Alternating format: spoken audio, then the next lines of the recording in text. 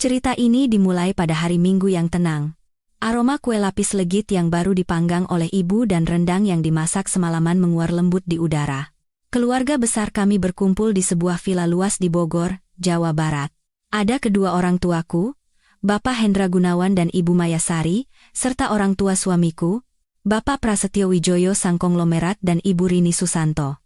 Dan tentu saja, tuan rumah, saya, Kirana Anindita, dan suamiku, Baskara Wijoyo.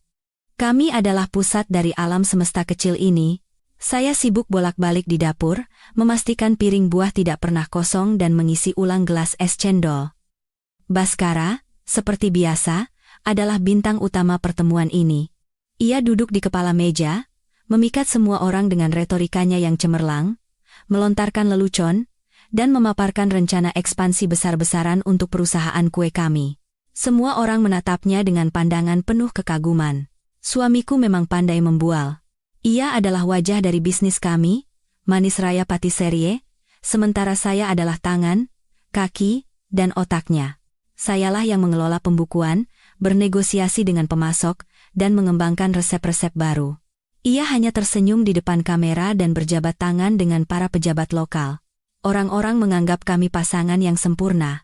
Sore itu, setelah semua hidangan penutup tandas dan obrolan mulai mereda, Baskara tiba-tiba berdiri sambil mengangkat gelas sampanyenya. Ruangan seketika hening. Ia sangat menyukai momen-momen menjadi pusat perhatian seperti ini. Keluarga tercintaku, orang-orang yang paling berharga bagiku, suaranya yang lembut dan penuh percaya diri memenuhi ruang keluarga. Belakangan ini kita semua bekerja terlalu keras. Kiranaku yang gila kerja ini sama sekali tidak memedulikan tubuhnya, dan kedua pasang orang tua kita selalu percaya dan mendukung kita. Ia berhenti sejenak, memandang semua orang dengan mata berbinar. Ibuku berhenti dengan cangkir teh di tangan, dan ayah mertuaku berdeham sambil membetulkan letak kacamatanya. Karena itu, kupikir sudah saatnya kita semua beristirahat dengan layak, lanjut Baskara. Ini adalah hadiah dariku untuk keluarga yang besar dan harmonis ini. Sabtu depan, kita semua berangkat ke Maladewa. Keheningan yang memekakkan telinga sesaat disusul oleh ledakan sorak-sorai. Ibuku meletakkan tangan di dada sambil memekik, sementara ibu mertuaku, Ibu Rini, bertepuk tangan. Ayahku menggelengkan kepala tak percaya, lalu senyum lebar merekah di wajahnya. Mas Baskara memang luar biasa, seru ibuku, matanya berbinar karena gembira. Ke Maladewa? Kita semua. Benar sekali. Kita semua. Baskara mengonfirmasi, menikmati efek yang ia ciptakan. 2 minggu. Di resort terbaik, all inclusive. Untuk merayakan ulang tahun pernikahan Bapak Prasetyo dan Ibu Rini, dan juga sebagai tanda terima kasihku kepada ayah dan ibu mertua tercinta. Ini semua hadiah dariku. Aku hanya duduk, tak mampu berkata-kata. Di kepalaku hanya berputar satu pertanyaan. Dari mana uangnya? Memang benar perusahaan kami menghasilkan keuntungan yang bagus, tapi tidak sampai seperti ini. 6 orang di resort termewah selama 2 minggu. Ini bukan sekadar mahal. Ini tindakan nekat. Kami baru saja akan berinvestasi pada lini mesin pengemasan baru.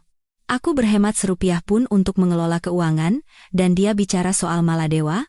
Kirana, kok kamu diam saja? Ibuku menoleh padaku, wajahnya berseri-seri. Tidak senang? Lihat suamimu itu. Bukan suami, tapi bongkahan emas. Semua mata tertuju padaku. Aku merasa seperti tertangkap basah di lokasi kejahatan. Seharusnya aku tersenyum, gembira, dan berterima kasih, tapi pikiranku dipenuhi tagihan dan cicilan pinjaman. Aku hanya terlalu kaget, kataku sambil memaksakan senyum. Tentu saja aku senang. Kamu benar-benar royal, Mas Bas. Ia mendekat, merangkul bahuku dan mencium puncak kepalaku. Apapun tidak akan sia-sia demi keluargaku, katanya, dengan suara keras, seolah ditujukan agar semua orang mendengar. Sepanjang sisa sore itu, obrolan hanya berkisar tentang perjalanan yang akan datang. Ibu sudah berdiskusi dengan ibu mertuaku tentang pakaian apa yang akan dibawa, sementara ayah bertanya pada Baskara tentang memancing di laut. Aku duduk dan tersenyum. Tapi di dalam diriku, kecemasan yang dingin dan lengket mulai merayap. Ada sesuatu yang salah. Malam harinya, setelah orang tua kami pulang dan kami tinggal berdua, aku mencoba berbicara dengannya. Mas Bas, aku tahu ini kejutan yang luar biasa, tapi, apa kita sanggup? Kita kan harus segera membayar uang muka untuk mesin baru itu. Ia mengibaskan tangannya seolah mengusir lalat yang mengganggu. Sudahlah, Kirana. Sesekali dalam hidup, kita boleh sedikit boros. Aku sudah punya rencana. Uangnya ada. Jangan khawatir. Kemudian ia mendekat, memegang tanganku dan menatap mataku. Tatapannya serius dan penuh keyakinan, ekspresi yang selalu ia pasang saat akan memintaku melakukan sesuatu yang penting. Sayang, aku punya satu permintaan yang sangat penting untukmu. Bukan. Ini bukan permintaan, tapi sesuatu yang harus dilakukan. Ia memulai dengan suara membujuk. Ingat aku pernah cerita tentang pemasok salak organik baru di Bali? Harganya terbaik, tapi syarat kontraknya sangat rumit. Aku pusing kalau harus melihat dokumen hukum lebih dari 5 menit, tapi yang ini, setiap huruf, setiap klausul harus diperiksa dengan teliti. Kalau kita kehilangan kontrak ini, kita akan rugi besar untuk pesanan parsel lebaran nanti. Aku mengangguk. Aku ingat kontrak itu, dan aku jugalah yang memimpin negosiasi awalnya. Nah, lanjutnya, pihak sana ingin tanda tangan minggu depan. Tepat di hari kita seharusnya berangkat. Jadi, aku berpikir, tidak ada orang lain yang bisa menangani ini selain kamu, Kirana. Kamu adalah otak perusahaan kita. Kamu bisa melihat angka dan jebakan tersembunyi. Aku ingin kamu tetap di sini dan menyelesaikan urusan ini. Ini sangat penting untuk masa depan perusahaan kita.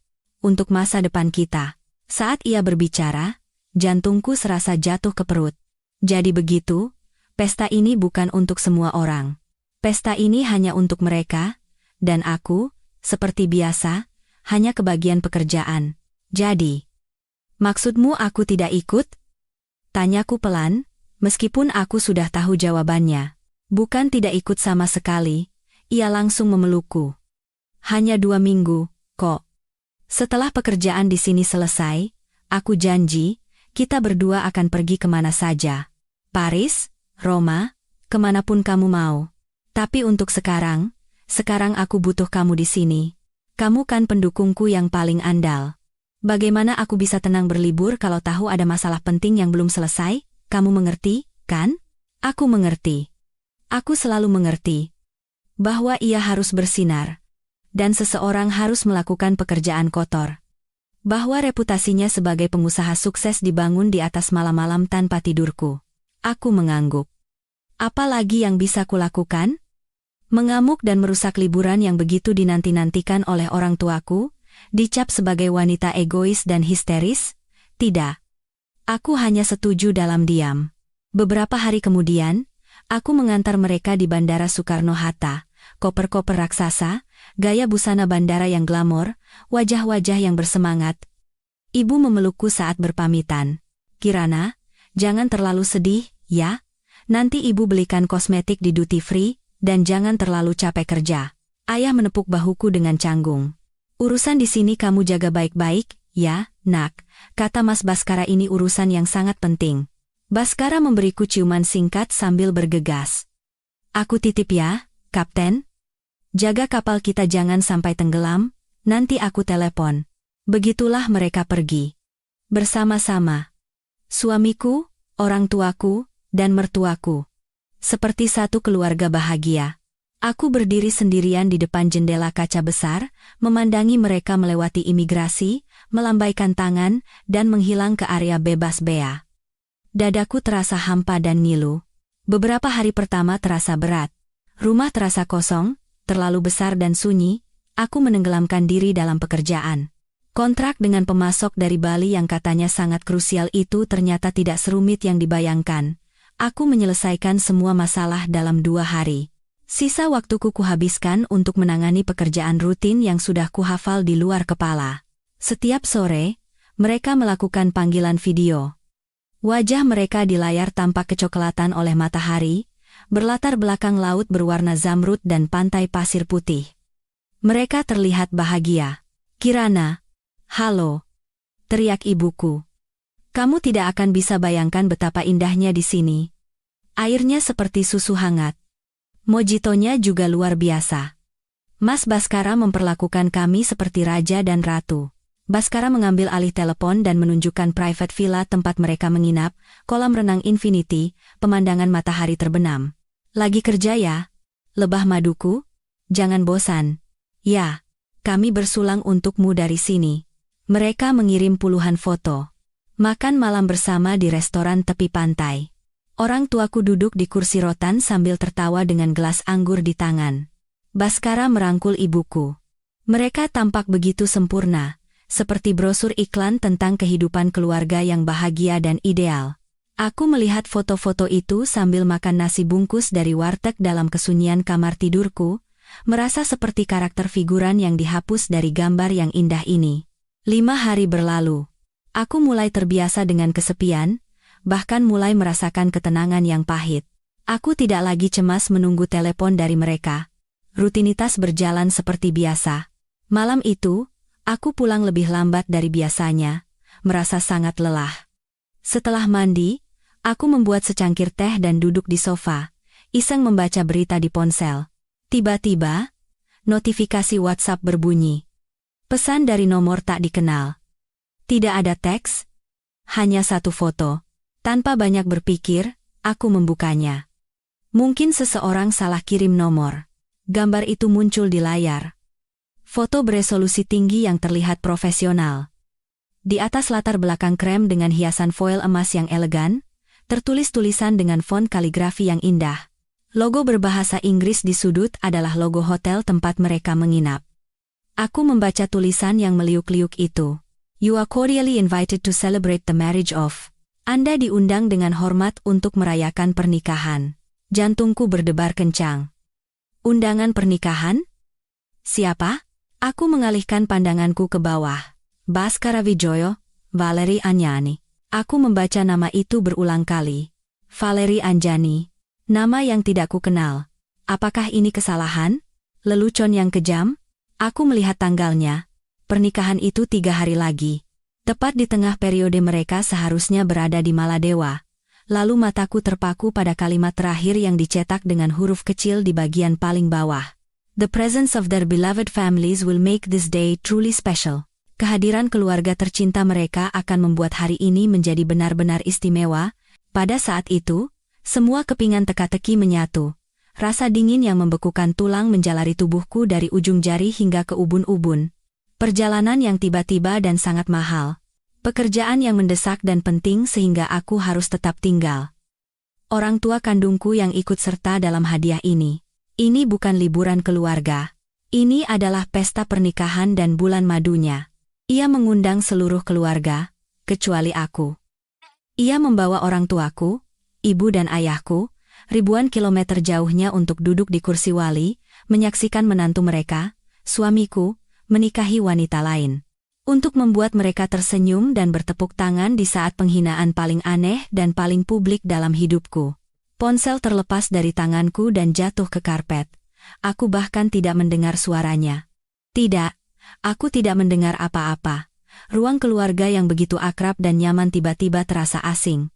Dinding-dinding menjauh, langit-langit meninggi, dan aku ditinggalkan sendirian di ruang kosong yang maha luas. Aku menunduk menatap layar hitam ponsel yang tergeletak di lantai. Di dalam kepingan kecil kaca dan plastik itu, ada dunia lain. Dunia di mana suamiku menikahi wanita lain, dan orang tuaku bertepuk tangan. Aku tidak menangis. Air mata tidak keluar. Rasanya seluruh isi perutku terbakar habis menjadi abu. Tidak ada lagi rasa sakit, tidak ada dendam, tidak ada cinta. Yang tersisa hanyalah rasa dingin. Rasa dingin yang jernih dan menusuk hingga ke tulang. Aku perlahan bangkit dari sofa. Gerakanku kaku seperti robot. Aku berjalan ke ruang ganti dan membuka pintu lemari. Gaun-gaunku dan setelan jasnya tergantung berdampingan. Aku mengambil setelan jas berwarna biru tua dari gantungan. Pakaian yang selalu kupakai untuk negosiasi paling penting. Dalam diam, aku berganti pakaian, mengancingkan setiap kancingnya. Aku berdiri di depan cermin. Seorang wanita asing dengan wajah pucat dan mata yang gelap dan kosong menatapku kembali. Aku mengambil kunci mobil dan keluar dari rumah tanpa mematikan lampu. Udara malam terasa dingin. Aku memegang kemudi dan melaju. Jalan-jalan kota yang kosong berlalu begitu saja. Lampu-lampu jalan di jalan tol dalam kota menerangi bangunan-bangunan yang familiar. Toko roti tempat aku dan Baskara biasa membeli roti setiap pagi. Taman di pinggir danau tempat ia pertama kali menyatakan cinta. Semua ini terasa seperti kenangan dari kehidupan lampau, seperti adegan dalam film tentang wanita lain yang naif dan bodoh. Aku tiba di depan kantor. Gedung 3 lantai di kawasan Kuningan, Jakarta Selatan. Kebanggaan kami, Manis Raya. Aku membuka kunci pintu digital dan masuk ke dalam gedung yang gelap. Tercium aroma vanila dan coklat. Aroma yang dulu sangat kucintai, kini terasa memuakkan. Tanpa menyalakan lampu lobi, aku langsung menuju kantorku di lantai 2. Disinilah seharusnya aku berada. Meja kayu besar, komputer, rak penuh dokumen. Aku menyalakan lampu meja, cahaya lembut menerangi duniaku. Dunia angka, kontrak, dan laporan. Dunia di mana semuanya logis dan jelas, tanpa ruang untuk pengkhianatan. Aku duduk di kursi dan menyalakan komputer. Aku membuka program akuntansi. Aku duduk di kursi itu sepanjang malam. Terus-menerus meminum kopi dingin, aku memeriksa setiap detail transaksi selama 6 bulan terakhir. Awalnya, aku mencari sumber dana perjalanan ke Maladewa. Aku yakin ia telah menyelewengkan dana operasional perusahaan, membahayakan pembayaran mendesak yang harus kami lakukan. Tapi semua catatan pengeluaran besar tampak normal. Pembukuannya cocok. Lalu, dari mana uang itu berasal? Aku membuka file Excel satu persatu. Dokumen-dokumen yang kubuat sendiri, yang kuhafal di luar kepala. Tapi kali ini aku melihatnya dengan mata yang berbeda. Aku mencari ketidaksesuaian kecil, anomali yang sebelumnya kuanggap sebagai kesalahan atau kelalaian. Saat pagi menjelang dan sinar matahari menembus celah kerai, aku sadar aku tidak bisa melakukannya sendirian. Ada beberapa biaya representasi yang digelembungkan atau penggunaan kartu kredit perusahaan untuk pengeluaran kecil yang mencurigakan, tapi itu hanya uang receh. Tidak ada jumlah besar yang bisa menjelaskan biaya perjalanan ke Maladewa dan kehidupan gandanya. Semua disembunyikan dengan sangat rapi. Aku mengangkat telepon dan menekan satu nomor. Ibu Ratna. Manajer keuangan perusahaan kami. Seorang wanita berusia pertengahan 50-an yang teliti dan keras. Ia telah bersama kami sejak awal pendirian, dan ia tidak menyukai Baskara, memanggilnya anak manja. Ia hanya menghormatiku. Ibu Ratna, selamat pagi, maaf mengganggu sepagi ini, saya butuh bantuan, mendesak. Ia tiba dalam 40 menit. Berpakaian setelan kerja yang rapi, dengan rambut keperakannya yang diikat rapi. Memasuki kantorku, ia meletakkan tumbler di atas mejaku. Saya bawakan kopi asli, bukan kopi saset dari pantry, katanya sebagai pengganti salam. Matanya yang tajam mengamati wajahku, tumpukan dokumen di meja, dan cangkir-cangkir kopi. Tanpa bertanya apa-apa, ia duduk di kursi seberang, membuka laptopnya dan berkata, "Apa yang kita cari? Saya ingin memeriksa semua aliran dana selama setahun terakhir. Semuanya, terutama yang keluar atas nama rekening pribadi Direktur Baskara, atau dengan kedok biaya representasi dan perjalanan dinas." Ia mengangguk. "Sudah waktunya. Kami bekerja seharian dalam diam. Hanya suara ketukan keyboard dan pertanyaan-pertanyaan yang dilontarkan Ibu Ratna seperti gumaman pada dirinya sendiri. Menjelang malam, kami berhasil menyusun gambaran. Makan malam omakase seharga 10 juta rupiah, hadiah untuk mitra bisnis senilai 20 juta rupiah, gambaran penggelapan yang kecil-kecil tapi sistematis. Jika dikumpulkan selama setahun, jumlahnya cukup besar, tapi masih belum cukup untuk menjelaskan Maladewa dan kehidupan gandanya. Aku tidak bisa menghilangkan perasaan bahwa kami hanya melihat puncak gunung es. Aku menatap layar dengan hampa, rasa putus asa mulai merayap. Aku tidak akan bisa membuktikannya. Ia melakukannya dengan terlalu sempurna. Ibu Kirana, panggil Ibu Ratna pelan. Aku mengangkat mataku yang lelah. Ia menatapku lurus. Tolong beritahu saya dengan jujur.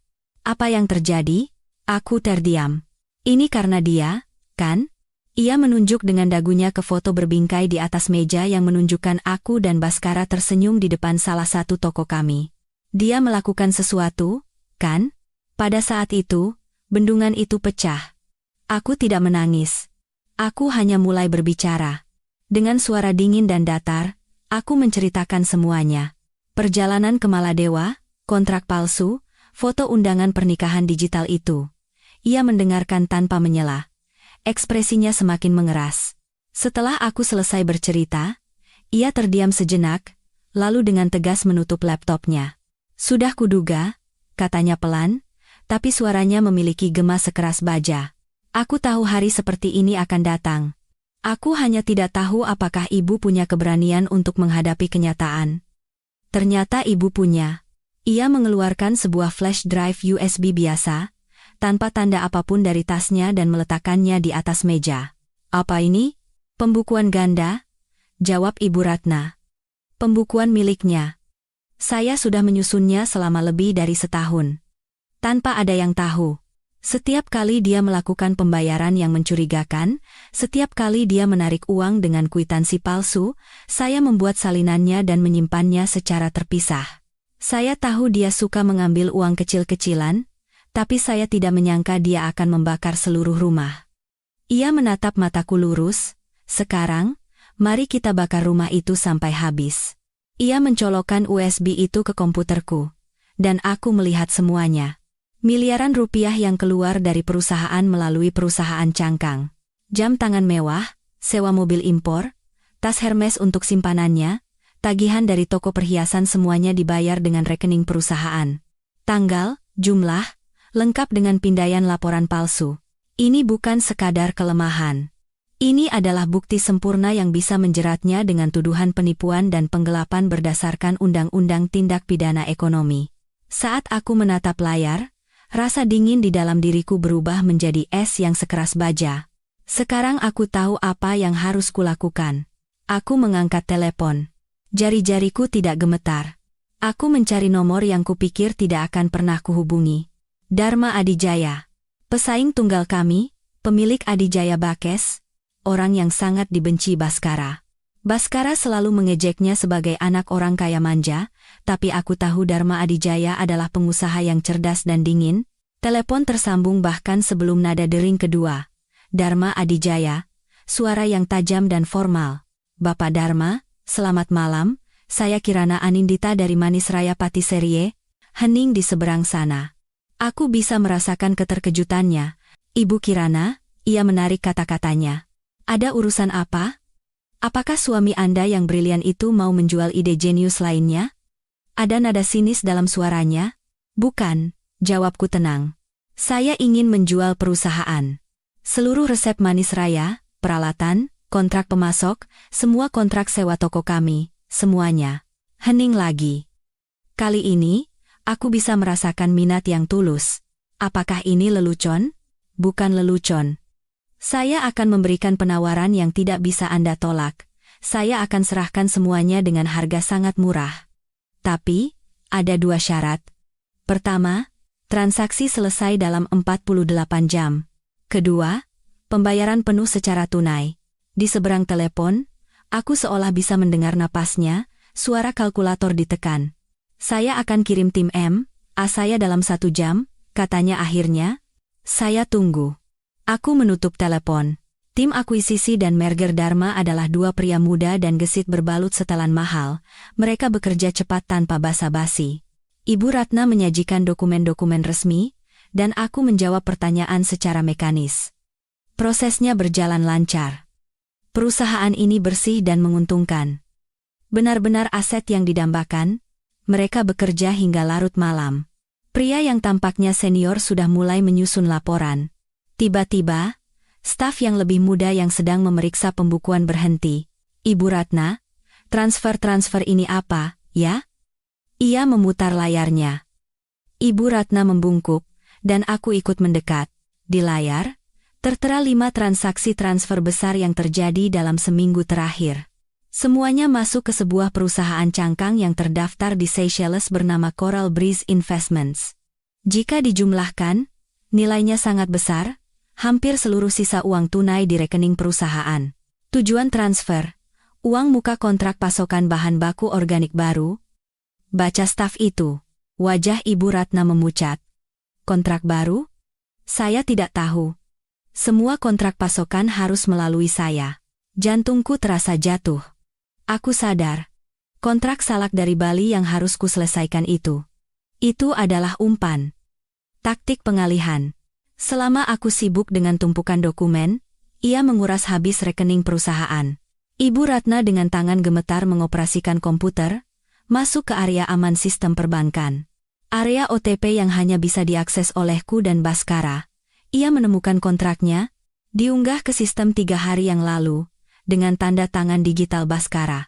Ia tidak hanya meninggalkanku. Ia tidak hanya menggelapkan uang kecil-kecilan. Ia sedang mengubah perusahaan ini menjadi cangkang kosong. Mengurasnya hingga tidak tersisa serupiah pun, dan berniat meninggalkanku dengan cangkang perusahaan yang bangkrut dan tumpukan utang. Sementara ia melangsungkan pernikahan di surga tropis, ia ingin aku terjerat dalam rawa utang dan kebangkrutan. Melihat angka miliaran rupiah yang bersinar di layar, es di dalam diriku menjadi lebih keras dari baja. Pada saat itu, semua emosi lenyap. Rasa sakit, penghinaan, mengasihani diri sendiri. Yang tersisa hanyalah kemarahan yang dingin dan tajam setajam silet. Ia mencoba melimpahkan utang dan aib kepadaku, tapi ia membuat satu kesalahan. Ia meninggalkanku dengan asetnya yang paling berharga. Sebuah bisnis yang masih beroperasi. Lanjutkan transaksinya, kataku kepada tim audit. Suaraku terdengar asing, begitu tegas. Harganya tetap sama. Tapi semuanya harus selesai besok pagi. Bos Anda mendapatkan perusahaan yang sehat.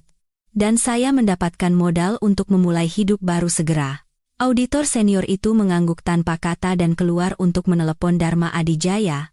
Beberapa jam berikutnya adalah maraton yang gila. Pengacara, notaris, kurir bolak-balik. Dharma Adijaya datang sendiri. Ia tidak mengajukan pertanyaan yang tidak perlu, hanya menatapku dengan ekspresi yang tidak terbaca. Ia tahu sesuatu yang luar biasa sedang terjadi, dan seperti predator, ia mencium bau darah dan keuntungan. Saat kota mulai bangun, semuanya selesai. Di atas mejaku, tergeletak dokumen yang sudah ditandatangani dan surat perjanjian safe deposit box bank yang berisi tas-tas uang tunai. Aku telah menjual semuanya. Setiap kursi, setiap etalase, setiap resep yang kukembangkan selama bertahun-tahun, semuanya. Menjelang fajar, aku berjalan keluar dari kantor lamaku. Papan nama masih bertuliskan Manis Raya Patisserie, tapi itu sekarang hanyalah tulisan, bukan milikku lagi. Beberapa hari tersisa sebelum mereka kembali terasa seperti dalam kabut. Aku mengambil uang dari safe deposit box dan memasukkannya ke rekening baru atas nama pribadiku. Aku mengemasi barang-barangku dari villa di Bogor. Tidak semuanya, hanya yang benar-benar kubutuhkan. Pakaian, buku, beberapa foto masa kecilku tanpa mereka. Perabotan, piring, hadiah dari Baskara, semua ornamen yang menjadi kedok kehidupan bahagia, kutinggalkan begitu saja. Aku menyewa sebuah apartemen studio kecil dan sederhana di sisi lain Jakarta. Aku mengabaikan telepon mereka, pesan foto mereka yang pamer. Bagi mereka, aku telah lenyap. Akhirnya, hari itu tiba. 2 minggu kemudian. Aku tahu jam berapa penerbangan mereka tiba. Aku membayangkan mereka kembali dengan megah, kulit kecoklatan, tangan penuh oleh-oleh. Aku juga tahu kemana mereka akan pergi pertama kali. Toko utama kami di Senayan, tempat itu seperti istana pribadi Baskara. Ia suka datang ke sana seperti raja, menerima sapaan dari para staf, membagikan kue kepada kenalan, dan menikmati pujian. Sudah pasti ia akan membawa seluruh keluarga ke sana. Aku memarkir mobilku di seberang jalan dan menunggu. Sekitar pukul 11 pagi, 2 taksi limosin mewah tiba. Mereka turun. Baskara, dengan celana linen putih dan kemeja Hawaii yang mencolok, mengenakan kacamata hitam, tampak seperti bintang film. Di sampingnya, seorang wanita jangkung seperti model dengan rambut coklat panjang mengikutinya. Valerie Anjani, mengenakan pakaian serba putih. Aku langsung mengenalinya. Di belakang mereka, ibuku dengan gaun motif bunga yang meriah, ayahku dengan topi Panama, dan mertuaku. Semua tertawa dan mengobrol sambil menunjuk etalase toko.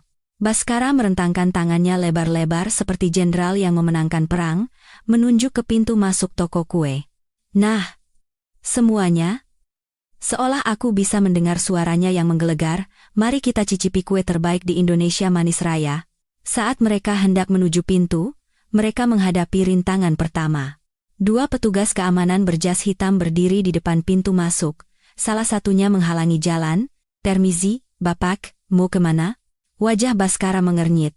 "Apa maksudmu?" "Ini aku. Baskara Wijoyo, pemilik tempat ini," hardiknya dengan arogan. Petugas keamanan itu tidak bergeming. "Pemilik di sini sudah berganti, Pak. Selain staf, dilarang masuk." Pada saat itu, seolah dikomando, mereka semua mendongak menatap papan nama. Papan nama di tempat aku berdiri 2 minggu lalu di waktu subuh. Tulisan Manis Raya Patisserie yang familiar telah hilang. Sebagai gantinya, logo yang dingin dan modern bersinar terang. Adijaya Bakes. Baskara menatap papan nama itu dengan hampa, dan rona kecoklatan di wajahnya seolah memudar, pucat pasi. Ibuku menutup mulut dan menjerit. Ayahku melepas topinya, memutarnya dengan bingung. Kemudian, pintu kaca terbuka dan Dharma Adijaya muncul sendiri. Dengan setelan jas yang pas di badan, ia menatap Baskara dengan senyum tipis yang sopan namun mengejek. "Bapak Baskara, ada apa?" katanya tenang. "Sepertinya Anda datang bernostalgia. Senang bertemu dengan mantan pemilik. Tidak ada lagi yang perlu dilihat." Aku menyalakan mesin dan perlahan-lahan meninggalkan tempat itu. Aku tidak perlu melihat amarahnya dengan mata kepalaku sendiri. Bahkan dari balik kaca mobil, aku bisa merasakan aura membunuhnya. Aku pergi ke rumah kami atau sekarang, rumahnya. Tidak perlu menunggu lama. 30 menit kemudian, mobil Mercedesnya masuk ke halaman dengan suara decitan ban yang memekakkan telinga. Ia melompat keluar bahkan tanpa menutup pintu dan menyerbu masuk ke dalam rumah. "Kirana," teriaknya, hingga dinding bergetar. "Di mana kamu?" Aku berjalan ke ruang tamu. Aku sangat tenang. Ia berhenti beberapa langkah di depanku, wajahnya terdistorsi oleh amarah yang belum pernah kulihat sebelumnya. "Apa yang sudah kamu lakukan?" desisnya sambil mendekat. "Apa yang sudah kamu lakukan?" "Aku menjual perusahaan," jawabku pelan. "Kamu memintaku untuk menyelesaikan urusan, kan? Jadi, aku selesaikan. Kamu menjual bisnis kita? Nama kita? Kepada Adijaya? Kepada bajingan itu?" teriaknya sambil menyemburkan ludah. "Dengan hak apa kamu melakukannya? Aku akan menuntutmu. Aku akan menghancurkanmu. Membuatmu membusuk di penjara." Ia mengangkat tangannya, dan sejenak aku tersentak dan memejamkan mata, tapi tidak ada pukulan. Karena pada saat itu, orang lain masuk, orang tuaku, mertuaku, dan Valeri Anjani, yang menempel ketakutan di kusen pintu. "Mas Bas, ada apa ini?" tanya ibuku dengan suara gemetar. "Dijual? Apa maksudnya? Apa maksudnya?" Ia berbalik dan menjerit. Putri kesayangan ibu, harta karun ibu, telah bersekongkol dengan musuh kita dan menghancurkan semuanya. Apa yang kita bangun selama bertahun-tahun? Rumah kita? Masa depan kita? Semuanya, ibuku menatapku. Matanya dipenuhi kengerian dan ketidakpercayaan. Lalu, tatapan itu berubah menjadi dingin dan tajam. "Kirana, apa itu benar?" tanyanya seolah menginterogasi seorang penjahat. Aku mengangguk dalam diam. "Kenapa?" Suaranya melembut menjadi bisikan. "Kenapa kamu melakukan itu?" Aku menatap ibuku. Ibuku sendiri, mengenakan gaun liburan dari Maladewa, kulitnya yang menghitam, menatapku seolah aku adalah monster. Ia pergi ke pesta pernikahannya. Ia bersulang untuk keluarga barunya. Dan sekarang ia bertanya padaku kenapa. Itu tindakan picik, hina, dan egois. Sela ayahku dengan wajah memerah. Dia tidak tahan melihat orang lain sukses. Buta karena cemburu. Aku tidak percaya dengan apa yang kudengar. "Ibu, ayah, kalian berdua tahu, kan, bahwa dia akan menikah." Lalu terjadilah sesuatu yang tak pernah kubayangkan, bahkan dalam mimpi terburukku. Ibuku, Maya Sari, melangkah maju, wajahnya mengeras dengan kejam. "Ya, kami tahu," teriaknya. "Terus kenapa? Mas Baskara juga berhak bahagia." Kamu selalu menjadi beban. Selalu bicara soal angka, pelit soal uang. Kamu tidak tahu caranya menikmati hidup. Ia berhenti, terengah-engah. Lalu, dengan sekuat tenaga, ia mengayunkan tangannya dan menamparku. Plak! Suara yang memekakkan telinga. Kamu telah menginjak-injak warisan keluarga kita. Teriaknya di depan wajahku yang terpana dan pipiku yang panas membara. Hanya karena harga diri seorang wanita. Karena rasa cemburu bodohmu itu, kamu membuang masa depan kita ke tempat sampah. Di matanya, aku hanya melihat perhitungan yang dingin. Tidak ada cinta, tidak ada belas kasihan. Dalam keheningan mengerikan setelah teriakannya, aku mengerti segalanya. Ini bukan sekadar dukungan buta terhadap menantu. Mereka adalah kaki tangan. Mereka sepenuhnya setuju dengan rencana ini, karena Baskara telah menjanjikan sesuatu kepada mereka. Sesuatu yang tidak akan pernah kuberikan karena kuanggap sebagai kegilaan finansial, townhouse di Bali yang selalu mereka bicarakan, posisi direktur untuk adik laki-lakiku, yang pengangguran dan selalu menjadi biang keladi, ia telah membeli orang tuaku. Dengan umpan rumah di Bali dan posisi untuk putra pemalas mereka, ia berjanji akan menyingkirkanku. Dan orang tuaku dengan rela menukarku dengan impian itu. Rasa sakit di pipiku tidak ada apa-apanya dibandingkan dengan kesadaran ini. Pada saat itu, aku tahu bahwa aku benar-benar sendirian, berdiri di tengah ruang tamu, pipiku bengkak, tapi aku bahkan tidak merasakan sakitnya. Luka di dalam hatiku terlalu besar. Aku menatap bergantian wajah ibuku yang penuh amarah, wajah ayahku yang memerah karena marah, dan wajah Baskara yang penuh kemenangan. Mertuaku menatapku dengan jijik, seolah aku adalah serangga. Aku berbalik dan berjalan menuju pintu depan. Tanpa sepatah kata pun, tidak ada yang menahanku. Melewati Valeri Anjani yang menatapku dengan mata besar ketakutan, aku masuk ke mobilku yang masih terparkir di rumah itu dan pergi. Aku tidak menoleh ke belakang. Aku tahu, tidak ada tempat untuk kembali. Setibanya di apartemen studio kosong yang baru kusewa, aku duduk di satu-satunya kursi di ruangan itu dan menatap dinding. Aku tidak tahu berapa lama waktu berlalu. Teleponku terus berdering, tapi tidak kuangkat. Pasti mereka. Baskara pasti sudah sadar bahwa ia tidak bisa membatalkan transaksi dengan teriakan dan ancaman. Dharma Adijaya tidak akan pernah melepaskan mangsa yang sudah ia dapatkan. Lalu Baskara memulai perang. Perang dengan cara yang berbeda. Lebih senyap, tapi lebih kejam. Bukan bisnisku, tapi diriku sendiri, nama dan reputasiku, yang ia putuskan untuk dihancurkan. Beberapa hari kemudian, tanda-tandanya muncul. Saat keluar membeli roti, aku bertemu Mita, teman SMA-ku yang seharusnya menjadi ibu baptis bagi anakku yang belum lahir. Aku senang dan hendak menyapanya, tapi saat melihatku, ia pura-pura tidak melihat dan bergegas menyeberang jalan. Aku terpaku dengan senyum bodoh. Kukira ia tidak melihatku, tapi hal itu terulang di supermarket. Aku berpapasan dengan istri seorang mitra bisnis, dan saat melihatku, ia menunjukkan ekspresi ketakutan dan lari ke lorong lain. Jakarta ternyata sempit, terutama gosip di kalangan bisnis, menyebar lebih cepat dari api. Baskara dan ibu mertuaku, Rini Susanto, bergerak tanpa henti. Mereka menghubungi grup, arisan ibu-ibu, grup WhatsApp alumni, mitra bisnis, kerabat.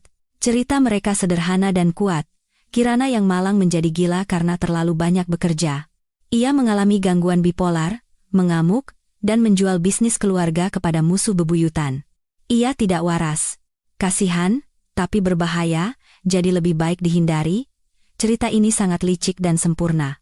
Itu membuatku bukan sebagai penjahat, tapi sebagai penderita gangguan jiwa yang tidak terkendali, dan Baskara menjadi korban mulia yang harus membereskan kekacauan itu. Dan orang-orang percaya. Baskara adalah pengusaha yang karismatik dan sukses, sementara aku selalu berada di balik bayang-bayang, seorang pekerja keras. Mudah bagi orang untuk berpikir, wanita seperti itu kalau sudah gila memang menakutkan. Orang-orang secara terang-terangan menghindariku. Jika aku masuk ke kafe, aku bisa mendengar bisik-bisik. Aku merasa seperti penderita kusta. Keluar rumah menjadi siksaan. Apartemen studio kecilku menjadi penjara sekaligus tempat perlindungan. Seminggu kemudian, aku berpikir aku harus bertahan hidup. Uang hasil penjualan perusahaan adalah dana perang, aku tidak mau menyentuhnya. Kupikir aku harus mengambil sedikit uang untuk biaya hidup dari rekening tabungan pribadiku yang sudah kukumpulkan sejak sebelum menikah. Uang yang cukup besar hasil menabung dengan hemat. Aku pergi ke bank dan menyerahkan KTP-ku. Saya mau menarik uang dari rekening tabungan saya. Petugas teller mengetik di keyboard, lalu menatapku dengan kaget. Ibu? Saldonya 0. Tidak mungkin. Tolong periksa lagi. Petugas itu memutar monitornya. Saldo, 0 kemana perginya? 3 hari yang lalu seluruhnya ditransfer ke rekening lain. Suami ibu, Bapak Baskara Wijoyo, yang melakukannya sebagai kuasa, aku teringat. Saat kami menikah, Baskara bersikeras agar kami saling membuat surat kuasa komprehensif dan memberikan spesimen tanda tangan, dengan alasan kita kan keluarga, untuk berjaga-jaga dalam keadaan darurat. Dan aku? Dengan bodohnya? Setuju. Karena aku percaya padanya. Ia telah membuatku miskin. Tidak hanya mencampakkan dan mencoreng namaku, ia mencoba membunuhku secara finansial. Ia tahu keberadaan tabungan rahasiaku dan mendahuluiku. Ia ingin aku menjadi gelandangan tanpa uang sepeser pun, merangkak di kakinya dan memohon. Saat keluar dari bank, kakiku lemas. Aku duduk di bangku, merasakan dunia berputar. Isolasi sosial, kebangkrutan finansial, ia perlahan-lahan memotong semua jalan keluarku. Yang tersisa di tanganku hanyalah beberapa lembar uang tunai di dompet. Kembali ke kamar kosong, aku duduk di kursi dan untuk pertama kalinya, aku menangis. Bukan karena sedih, tapi karena merasa tidak berdaya.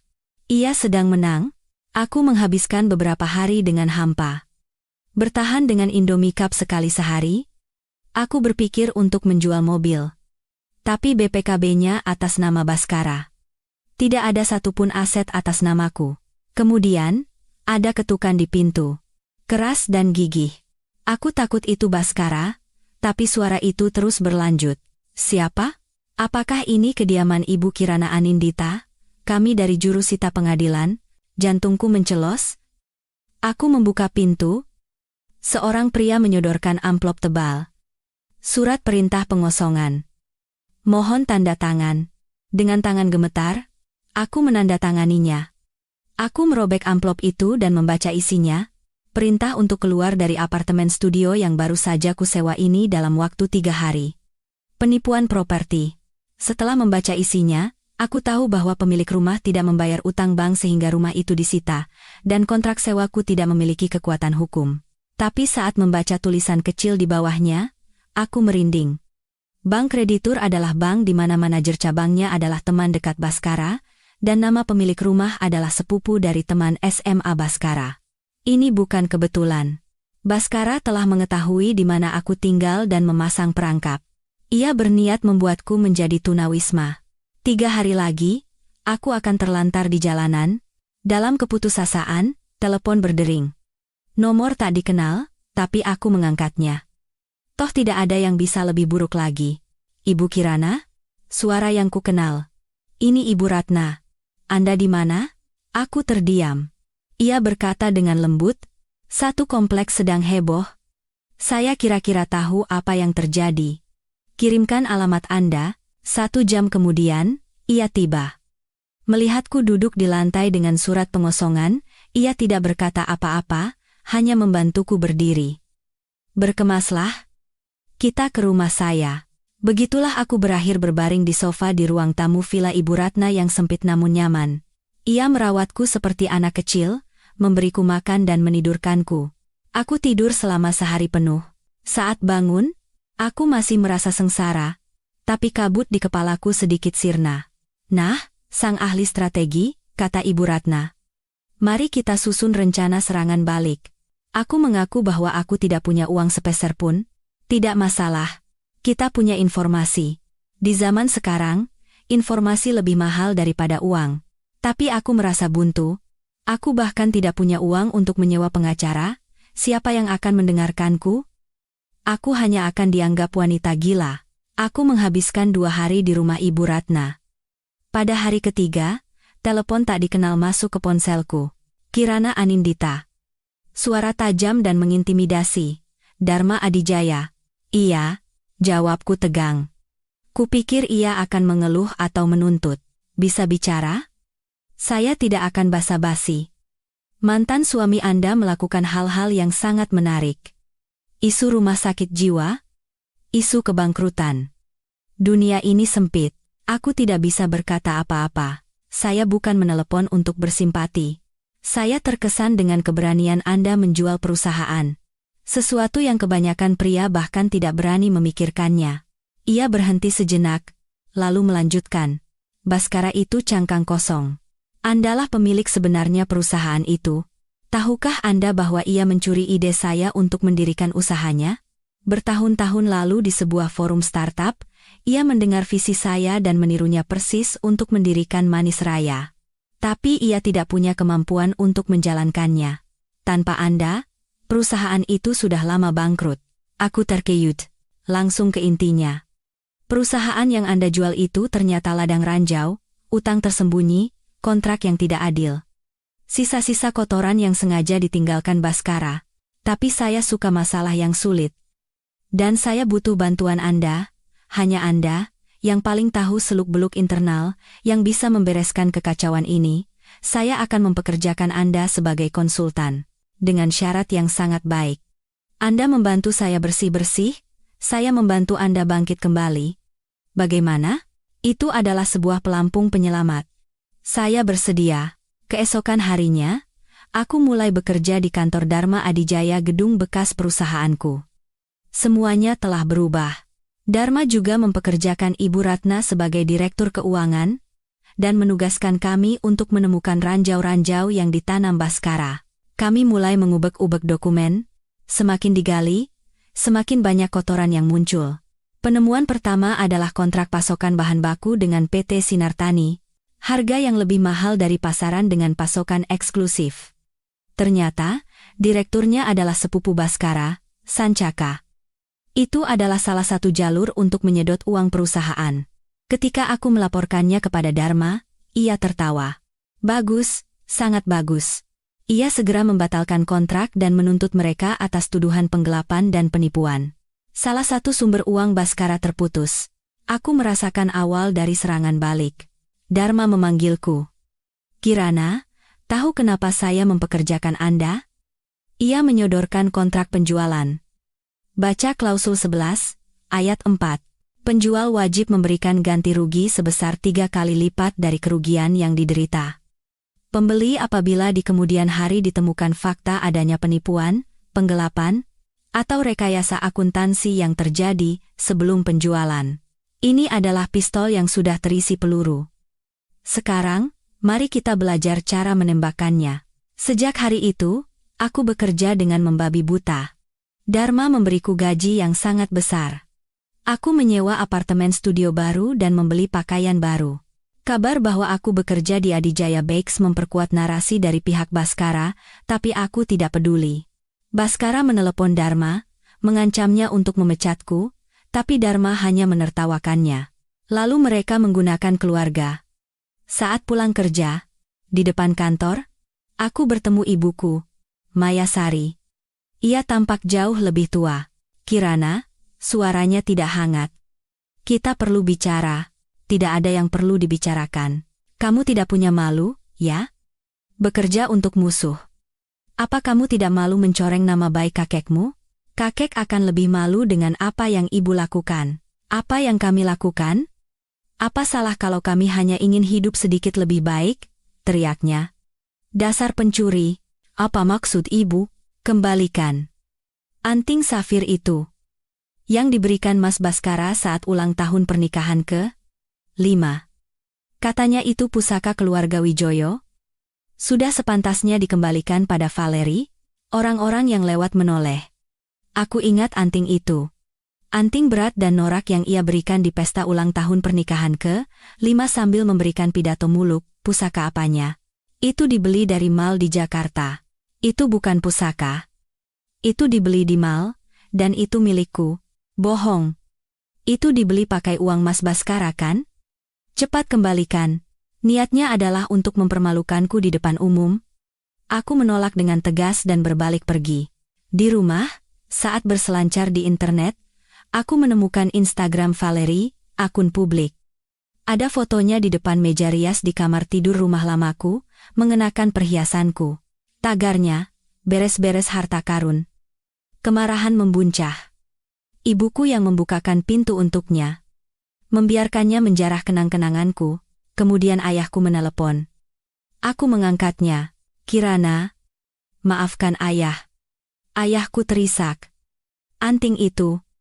Kamu harus mengembalikannya. Kenapa? Itu. Mas Baskara diam-diam membuat kartu kredit atas namamu dan membelinya dengan cicilan. Itu bukan pusaka, tapi utang. Selama ini bunganya sudah membengkak, dan Mas Baskara mengancam akan menyita apartemen kita kalau tidak dilunasi. Tolong. Nak, ia bukan menyesal telah mengkhianatiku, ia menangis karena takut kehilangan apartemennya. Baskara benar-benar iblis. Berlagak dermawan dengan utang ayah, dan sekarang menggunakan utang itu untuk memeras dan mengambil kembali anting itu. Terserah ayah saja. Aku menutup telepon dan memblokirnya. Tapi ini adalah sinyal bahwa Baskara sedang butuh uang. Seminggu kemudian, surat panggilan dari pengadilan datang. Baskara menggugat pembatalan kontrak jual beli dan melaporkanku ke polisi atas tuduhan pemalsuan surat dan penggelapan.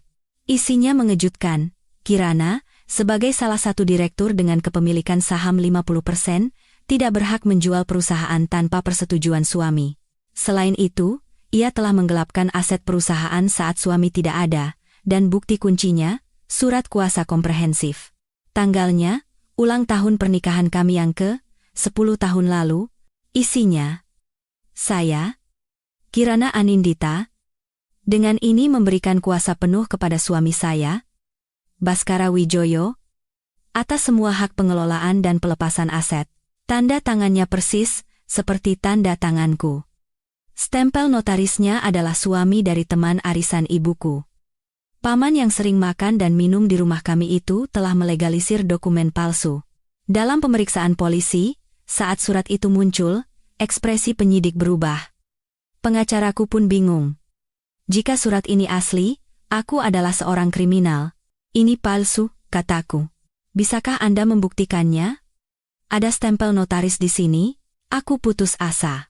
Di rumah Ibu Ratna, sambil memeras otak, tiba-tiba aku teringat tanggalnya. Ulang tahun pernikahan. Tahun lalu, pada hari itu, aku berada di Jakarta, di pameran makanan, di JCC.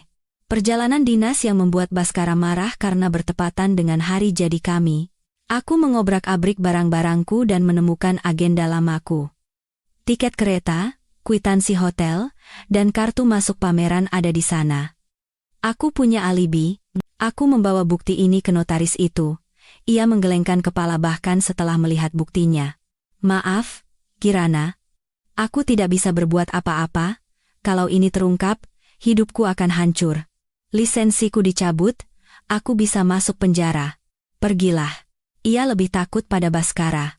Aku keluar, melihat istrinya, teman ibuku, menunduk malu di kantor itu. Alibi saja tidak cukup. Kesaksian notaris secara hukum lebih kuat. Saat itu Ibu Ratna berkata, kalau Ibu ada di Jakarta, di mana Baskara pada hari itu, kami memeriksa catatan kartu kredit perusahaan yang lama. Bingo. Malam itu, ada pembayaran untuk makan malam 2 orang di restoran Jepang mewah di SCBD, memo di kwitansi, menjamu Bapak Gilang. Gilang adalah mantan polisi yang beralih profesi menjadi penyelesai masalah dan ahli pemalsuan dokumen. Baskara makan malam dengan seorang pemalsu dokumen, dan biayanya pun ia bebankan ke perusahaan. Kesombongannya telah menjebaknya. Dharma menyarankan untuk menyimpan kartu ini. Kita ledakan pada saat yang menentukan. Baskara, yakin akan menang, semakin menjadi-jadi. Tapi sumber uangnya mulai mengering. Gosip tentang keretakan hubungannya dengan Valerie beredar. Valerie dipermalukan karena kartu kreditnya ditolak di sebuah butik mewah di Plaza Indonesia. Gosip mulai beredar. Baskara butuh pamer. Pesta amal yang diadakan oleh Gubernur Puncak dari kancah sosial. Dharma berkata akan membawaku. Datanglah dengan percaya diri, bukan sebagai penyihir, tapi sebagai partner saya. Di pesta, saat Baskara dan Valerie tampil gemerlap dan menjadi pusat perhatian, aku dan Dharma masuk. Seluruh ruangan berbisik. Wajah Baskara menegang. Kami duduk di dekat mereka. Saat hidangan utama disajikan, aku mengirim pesan massal yang sudah kusiapkan, penerimanya, Sancaka, sepupu Baskara. Baskara sedang foya-foya di pesta, sepertinya tidak ada niat bayar utangmu. 20 menit kemudian, Sancaka menyerbu masuk ke ruang pesta. Baskara, mana uanku? Gara-gara menuruti perintahmu, aku jadi terancam masuk penjara. Ia diseret keluar sambil berteriak-teriak tentang penipuan pasokan bahan baku. Citra Baskara hancur lebur. Ia menarik Valerie dan kabur dari pesta. Keesokan harinya, Ibu Ratna mengeluarkan senjata pamungkasnya, CPU komputer lama yang disuruh Baskara buang. Ia menyembunyikannya. Di dalamnya, ada file asli pembukuan rahasia, catatan penggelapan uang ibu mertuanya, catatan manipulasi utang teman-temannya, dan sebuah file bernama Proyek Kemerdekaan. Isinya, rencana pelarian aset ke luar negeri, liburan keluarga, perceraian, menjebak istri dengan tuduhan penggelapan dan membuatnya ditahan, lalu kabur ke luar negeri. Ini adalah rencana pembunuhan karakter. Aku secara anonim membocorkan kasus penggelapan ibu mertuanya ke seorang wartawan. Ketika berita itu meledak, Ibu Rini mendatangi Baskara dan mengamuk, tapi Baskara lagi-lagi berhasil membujuk ibunya dengan kebohongan. Namun, adik perempuannya, Bunga, yang mendengar percakapan itu, berbeda. Ia yang selama ini selalu diremehkan oleh kakaknya, mencuri laptop terbaru Baskara dari brankasnya, meletakkannya di loker stasiun MRT, dan mengirimkan kata sandinya kepadaku. Di laptop itu, ada semua bukti asli dan catatan transfer uang ke si pemalsu, Gilang. Permainan berakhir. Sebagai upaya terakhir, Baskara memaksa orang tuaku untuk menjaminkan apartemen mereka. Ibuku, Mayasari, yang terpojok, datang padaku dan berlutut, memohon bantuan. Aku memanfaatkan ibuku. Pergi dan beraktinglah. Katakan padanya aku sudah menyerah dan ingin berdamai. Tertipu oleh akting ibuku, Baskara menjadi sombong dan mengumumkan akan mengadakan konferensi pers. Tujuannya untuk membunuh karakterku di depan umum, dan menunjukkan surat kuasa palsu itu kepada seluruh dunia. Pada hari konferensi pers, tim pengacara dari firma hukum besar yang disewa Dharma, berdasarkan klausul 11, mengajukan gugatan ganti rugi 3 kali lipat dan membekukan semua rekening Baskara, termasuk yang di luar negeri. 15 menit sebelum konferensi pers, ia menjadi miskin. Di ruang konferensi pers, saat Baskara naik ke podium, aku mengambil mikrofon. Biar saya jelaskan yang sebenarnya. Di layar, ditampilkan file proyek kemerdekaan miliknya, video pengakuan Gilang si pemalsu yang berhasil dihubungi pihak Dharma, kwitansi restoran, dan tiket keretaku. Lalu, rekaman pengakuan istri notaris yang tidak tahan dengan rasa bersalahnya atas kesaksian palsu suaminya, diputar. Valerie di tempat itu langsung melepas cincin kawinnya dan pergi. Dharma memberikan pukulan terakhir. Baru saja, semua aset Bapak Baskara Wijoyo telah dibekukan. Penyelidikan oleh kejaksaan juga akan segera dimulai. Kaki Baskara lemas dan ia terduduk. Aku keluar dari ruang konferensi pers tanpa menoleh ke belakang. Sinar matahari terasa menyilaukan. Aku bebas.